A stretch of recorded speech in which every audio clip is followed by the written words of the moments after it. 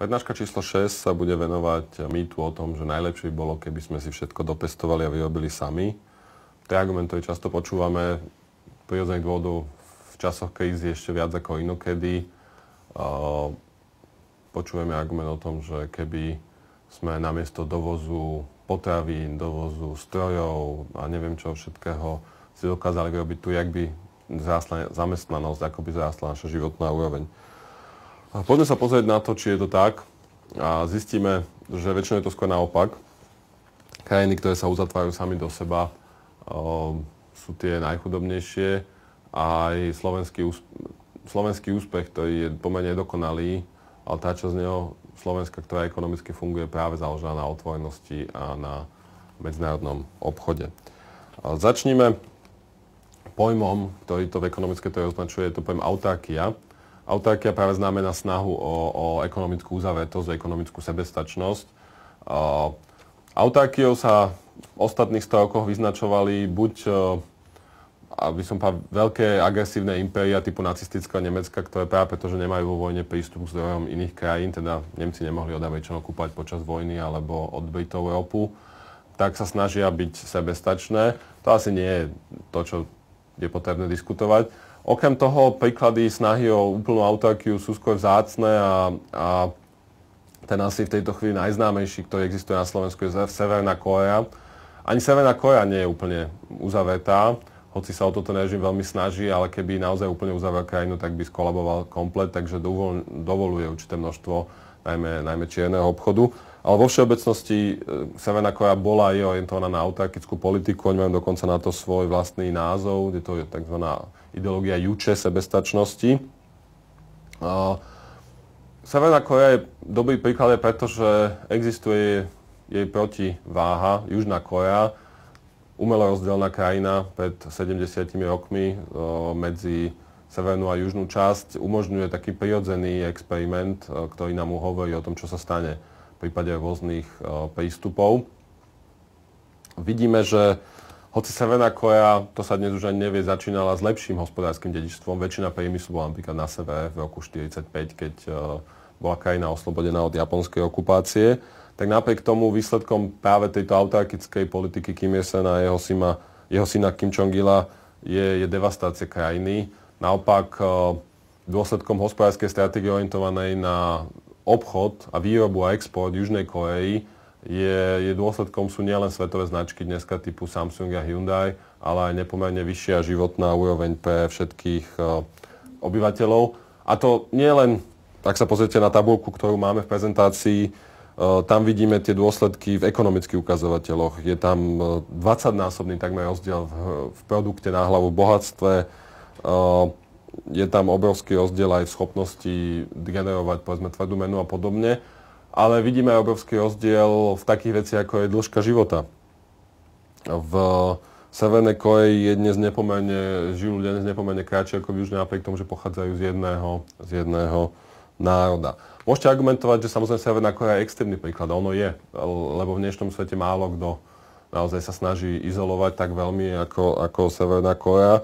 Ale aj práve neúspech tohto modelu ukazuje, kam nás môže doviesť snaha o umelú uzavretosť. Preto, a samozrejme, toto nie sú otázky nové. A to si možno treba tiež zdôrazniť, že otázky toho, či sa oplatí obchodovať, čom sa oplatí obchodovať, ako sa má krajina stavať k obchodu a celkovo k otvorenosti, sú tak staré ako ľudstvo samo a stoja dokonca aj pri základe ekonómie. Koniec koncov Adam Smith vo svojej dnes už klasickej knihe, teda pojednanie o príčinách a povahe bohatstva národov, bol práve motivovaný tým, že chcel bojovať proti francúzským teóriám tzv. Merkantilizmu, ktoré práve zdôrazňovali to, že jednotlivé národy sa majú snažiť žiť na úkor iných, teda exportovať čo najviac a importovať čo najmenej. A tým budú bohaté. A práve Adam Smith sa snažil ukázať, že naopak svet, kde sa každý špecializuje na to, čo vie robiť dobre a nebráni sa umelo tomu, aby dovážal to, čo iní vedia robiť lepšie, je svet, v ktorom budú všetci bohatší. To znamená, že práve diskusia o téme našej dnešnej prednášky je jedna z vecí, ktoré stoja pri zrode modernej ekonómie. Adam Smith mal ešte teóriu, ktorá sa nazýva aj tzv. Absolútnou výhodou v medzinárodnom obchode a tá logika bola jednoduchá. Ak ja viem lepšie vyrábať ponožky a vy viete lepšie vyrábať topánky, tak ste v tom produktívnejší ako ja, tak má význam, aby každý robil to, v čom je lepší a predával to tomu druhému. To znie ako sedliacky rozum a je to asi to netreba veľmi zdôvodňovať. So zaujímavejším a komplikovanejšou verziou tohto prišiel nástupca Adama Smitha, David Ricardo, ktorý je autorom teórie komparatívnej výhody. Tento pojem komparatívna výhoda je niečo, čo sa používa často dneska, nechcem povedať, že v bežnej reči, ale často povedzme aj vo verejných diskusiách v televízii a podobne. Ale v skutočnosti často ľudia, keď hovoria komparatívne výhody, myslia tú Smithovú absolútnu výhodu. Teda to, že ak ja robím lepšie to a ty robíš lepšie ono, nech každý z nás robí to, čo je lepšie. Ricardo však sa zamyslel nad tým, že čo sa stane, alebo čo by sa malo stať v situácii, keď nejaká krajina robí všetko lepšie. Teda inými slovami, ak povedzme my vieme vyrábať lepšie aj ponožky, aj topánky, aj nohavice, aj obleky, aj úplne všetko na svete a naopak naši susedia nie sú v ničom tak produktívni ako my. Môže to znieť zvláštne, že o takom niečom debatujeme, že to sa ani nemôže stať, ale Ricardo práve vychádza zo skúsenosti aj Veľkej Británie začiatkom 19. storočia, kedy žil, kedy práve vďaka priemyselnej evolúcii a veľkému skoku vpred Británia bola produktívnejšia takmer vo všetkom. To znamená, naozaj vedela vyrábať takmer všetko produktívnejšie, lacnejšie ako jej susedia. Čo za tých okolností je výhodné pre Britániu, čo je za tých okolností výhodné pre ostatných? Majú sa navzájom izolovať, teda je v záujme Británie, aby zaplavila všetkých svojimi všetkými produktami a v záujme susedov, aby naopak postavili hrádzu tomu, alebo je ich v záujme niečo iné? Skúsme sa na to pozrieť z hľadiska aj takého individuálneho príkladu.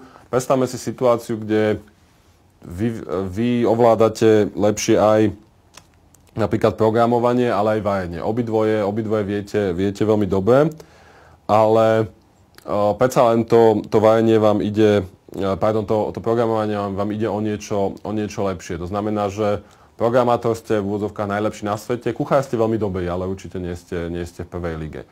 Naopak máte suseda, ktorý je celkom fajn kuchár, ale nie je taký dobrý ako vy, ale teda počítač nevie ani zapnúť. Otázka je, čo máte za tých okolností robiť, čo je pre vás obidvoch najvýhodnejšie. Ricardo ukázal a dá sa to ukázať aj matematicky pomerne jednoducho, že za tých okolností má význam, aby sa každý špecializoval v tom, v čom je najlepší, dokonca aj keď je aj v tých iných veciach lepší ako ostatní. Inými slovami, ak vy ste vynikajúci programátor a dobrý kuchár a váš sused je celkom priemerný kuchár, ale mizerný programátor, tak má význam, aby ste vy programovali a on varil. Ten dôvod je jednoduchý. Váš čas, vaša životná energia je obmedzená, takisto je aj jeho. To znamená, že vy ste teoreticky môžete aj navariť, aj lepšie ako on, aj programovať lepšie ako on a v skutočnosti deň nemá nafúkovateľný počet hodín. To znamená, každá hodina, ktorú venujete vareniu, je hodina, ktorú nevenujete programovaniu. To znamená, ak ste v tom programovaní relatívne lepší, tak je efektívnejšie, aby ste len programovali a on len varil. Ricardo práve ukázal, že táto situácia povedie k lepšiemu výsledku pre všetkých, ako keď, povedzme, vy budete robiť všetko a váš sused nebude robiť nič a bude sedieť doma, aby som povedal, cmúľať si prst. To je tá teória komparatívnej výhody a je to často protiintuitívne, je to často niečo, čo ľudia nevedia celkom akceptovať, že keď viem niečo robiť lepšie, prečo to nemám robiť, ale tá logika je, že ak viem niečo iné robiť ešte lepšie, tak sa sústredím na to a to, čo viem robiť dobre, prenechám ľuďom možno odo mňa menej produktívnym, ale takým, ktorí nič iné nevedia. Ten príklad, ktorý Ricardo používa, ktorý máte v prednáške, sa potom týka obchodu medzi krajinami a to je vývoz vlny z Anglicka a vývoz vína z Portugalska, kde práve Portugalsko bolo znevýhodnené aj vo víne, aj v textile, ale v tom víne bolo na tom predsa len relatívne lepšie. Hoci Ricardo svoju knihu na túto tému zverejnil už pred 200 rokmi, dodnes žije v ekonomickej teórii. Je to niečo, čo sa každý začínajúci ekonóm skoro všade na svete učí v niektorej z prvých prednášok. A tá základná aktuálnosť tej myšlienky existuje dodnes a neplatí len pre medzinárodný obchod, ale dokonca ešte pre rodinu alebo nejaké iné celky. Napriek tomu sa to samozrejme ani ekonomia nestojí a veľa ekonómov sa venovalo počas tých ostatných 200 rokov tomu, že do akej miery kedy platí teda komparatívne, kedy neplatí. Je to asi nad rámec tejto prednášky, ale jednu vec by som chcel chcel spomenúť, a to je nová teória obchodu od Paula Krugmana, ktorý získal pred 3 rokmi Nobelovú cenu za ekonómiu. Krugman v podstate tvrdí, že teória komparatívnosti platí plne len vtedy, keď ide o produkciu, ktorá je závislá na klimatických alebo iných prírodných podmienkach alebo surovinách. To znamená, že spomínané víno, spomínaná vlna, spomínaný textil. Ale Krugman hovorí, že ak ide o technologicky náročnú produkciu, napríklad výrobu aut, tak funguje aj to, čo sa ekonómia nazývajú úspory z rozsahu. A zároveň táto výroba na seba viaže mnoho špecializovaných dodávateľov a odberateľov. Úsporami z rozsahu sa myslí to, že čím viac produkujete, tým je jeden každý ďalší kus lacnejší pre vás vyrobiť. To povedzme neplatí v prípade sadov, napríklad keď pestujete ovocie alebo víno. Každá ďalšia fľaša, samozrejme do určitého bodu áno, každá ďalšia fľaša vína je lacnejšia, alebo máte nejaké fixné náklady. Ale za určitým bodom sa to stráca. Musíte postaviť nový vinohrad, robiť nové investície, najať nových ľudí, aby zbierali to hrozno a potom z neho robili víno. To znamená napríklad víno je klasický príklad, kde nejaké výrazné úspory z rozsahu okrem malých objemov neexistujú. To znamená, byť z mini výrobcu vína stredným výrobcom vína ešte znamená úspory z rozsahu, že každá jedna fľaša bude lacnejšia pre vás ako výrobcu. Ale od stredného výrobcu ďalej už nutne taká ekonomika neplatí. Naopak auta, elektronika, mnohé podobné veci majú obrovské úspory z rozsahu. To znamená, že ak vyrábate naozaj milióny aut, je to nepomerne lacnejšie na jedno auto, ako keď ich vyrábate 100 000. A zároveň v dnešnom svete títo výrobcovia na seba viažú, ako som už spomínal, veľké množstvo odberateľov, dodávateľov, ktorí sa usídľujú nejakým spôsobom v okolí tých samotných výrobcov.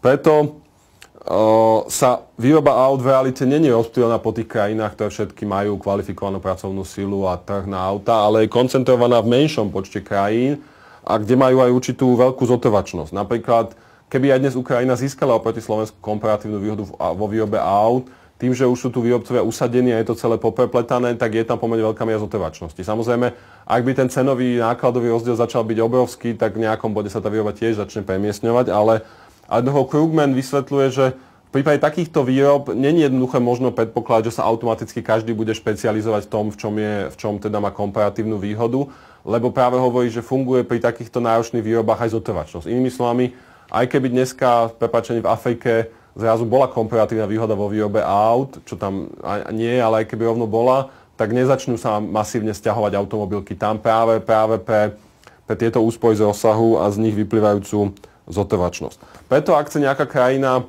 sa posunúť vo výrobnom reťazci vyššie, ak chce vyrábať takéto technologicky náročné výrobky, tak nestačí, keď len má komparatívnu výhodu, väčšinou musí aj nejak aktívne do toho zasiahnuť. Príkladom je Slovensko po roku 1998, keď nielen vlády sa snažili teda vyčistiť hospodárske prostredie, aby tu fungovali banky, aby boli nízke dane, aby jednoducho sa sem investorom oplatilo prísť, ale na tých veľkých investoroch, pri ktorých toto platí, aj aktívne ich lákala investičnými stimulmi a nejakými ďalšími opatreniami. To vyústením toho práve boli aj tieto veľké investície, ktoré Slovensko posunuli do inej ligy. Súčasťou toho boli veci, ktoré už sme hovorili v minulej prednáške, preto hoci tie grafy tu máte, aby ste na ne nezabudli, ja nebudem to znovu opakovať. Súčasťou toho bola práve privatizácia bank a vlastne ich plné odovzdanie do zahraničných rúk. Súčasťou toho bol aj masívny nárast zahraničných investícií na nadpriemernú úroveň v rámci regiónu. To všetko práve bolo súčasťou tohto, môžeme to nazvať, globalizačného skoku. Keď sa Slovensko po roku 1998 jednoducho rozhodlo, že nebude veci robiť na poli, ale sme sa plne integrovali do svetovej ekonomiky a osobitne v snahe prilákať tieto technologicky náročné výroby, ako boli napríklad automobilky, elektronika a podobne. Slovensko sa tak napríklad spolu s Čechmi, Maďarskom, čiastočne Poľskom stalo výnimočné v Európe a aj vo svete tým, že sme jedna z dneska z málo krajín, o tom sa u nás málo hovorí, ktorá dokázala sa dostať do jadra svetovej ekonomiky. Väčšinou štruktúra svetovej ekonomiky zjednodušene funguje na princípe jadra a periférie, kde tie jadrové krajiny, to znamená Spojené štáty, Západná Európa, Japonsko a niektoré iné, vyrábajú tie najzložitejšie, najdrahšie, najsofistikovanejšie veci na svete. Od ostatných si kupujú najmä suroviny, na ne polotovary a vyvážajú hotové výrobky von. Toto je samozrejme zjednodušený model, ale je to model centra a periférie, ktorý už asi 60 rokov v svetovej ekonomii funguje ako jeden z modelov vysvetlenia obchodných tokov. A existuje málo krajín, ktoré dokázali skočiť z periférie do toho jadra. Samozrejme, Južná Kórea je jeden príklad, ktorý sme na začiatku, ale okrem nej je toho veľmi, veľmi málo. A dokonca aj z postkomunistických krajín ekonómovia hovoria, že medzi ne patria naozaj len Česko, Slovensko, Maďarsko a do určitej miery Slovinsko a Poľsko, aj keď Poľsko už je zatiaľ na hrane. Dokonca ani pobaltské krajiny, Rumunsko, Bulharsko sa im to ešte nepodarilo, lebo nevyrábajú tie najsofistikovanejšie veci, nie sú tak plne integrované do výrobných cyklov a sietí tých najproduktívnejších výrobcov. Čo je výsledkom toho? Výsledkom tohto našej stávky na globalizáciu, našej stávky na integráciu je to, že dneska, to som spomínal už minulé prednáška, ale tam nebol ten graf, to môžete pekne vidieť, je naozaj najvyššia produktivita práce v priemysle na jednu osobu v strednej a východnej Európe. Ak si pozriete ten graf, ktorý tam máte, tak vidíte, že Slovensko dnes vedie pred všetkými, a to dokonca aj s výrazným náskokom. To znamená, že náš jednoduše pár robotník v Kii, v Peugeote, v Samsungu, v US Steel je najproduktívnejší v tomto regióne a začína sa blížiť svojim západoeurópskym náprotivkom, čo je úžasný úspech.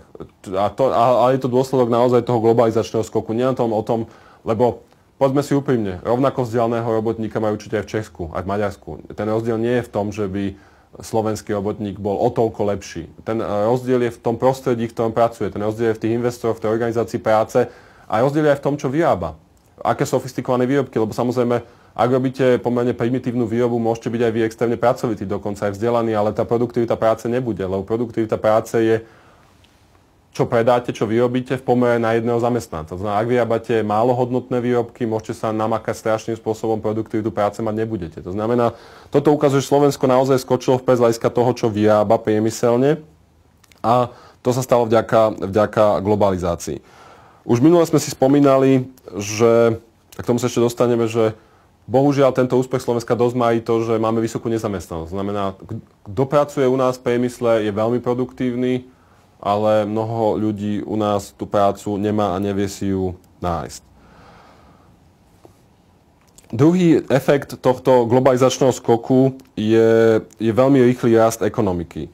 Podľa štúdie Unicredit banky medzi rokmi 2000 a 2010 sme rástli najrýchlejšie v Európskej únii kumulatívne. Znamená, že keď sa porovná tých 10 rokov, tak ten náš skok vpred bol najväčší.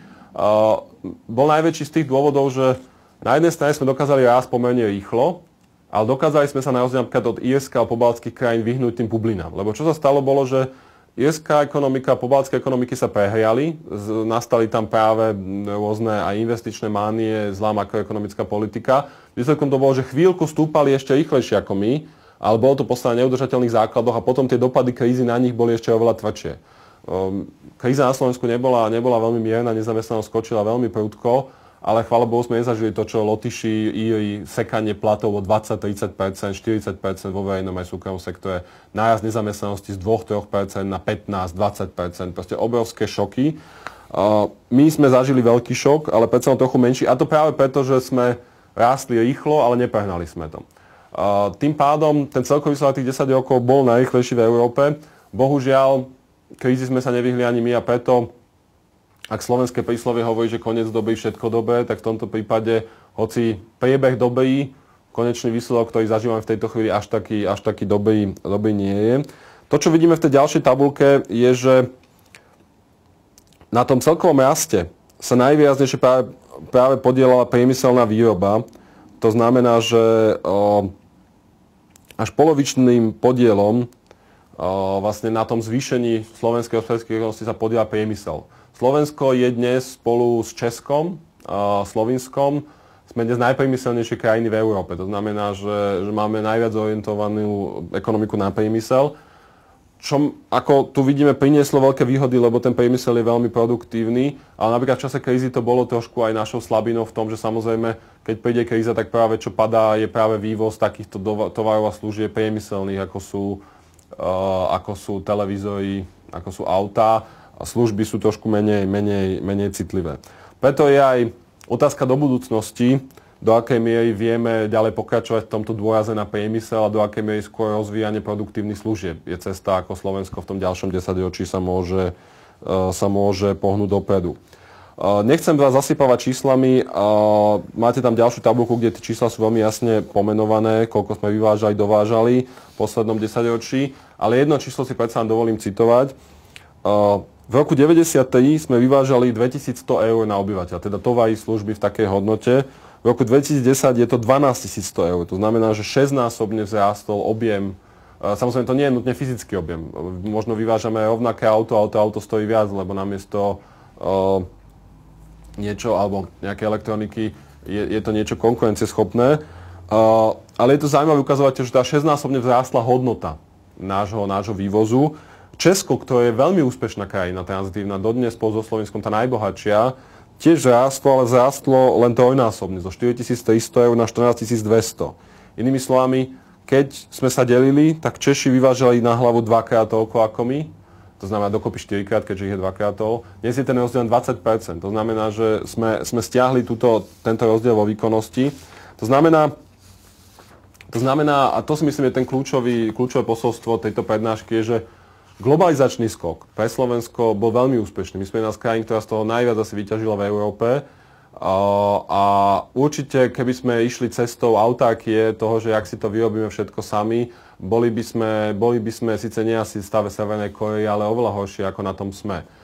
Problém Slovenska teda dneska nie je v tom, že by sme trpeli globalizáciou, že by sa nám neoplatila integrácia. Problém je v tom, že sme sa jednoducho dostali na nejaký nový bod, z ktorého musíme rozmýšľať ako ďalej. Pretože jednak svet rastie pomaly, najmä naše okolité krajiny. To znamená, že nemôžeme spovedať na to, že nás až tak potiahnu, hoci Nemecko sa stále celkom drží.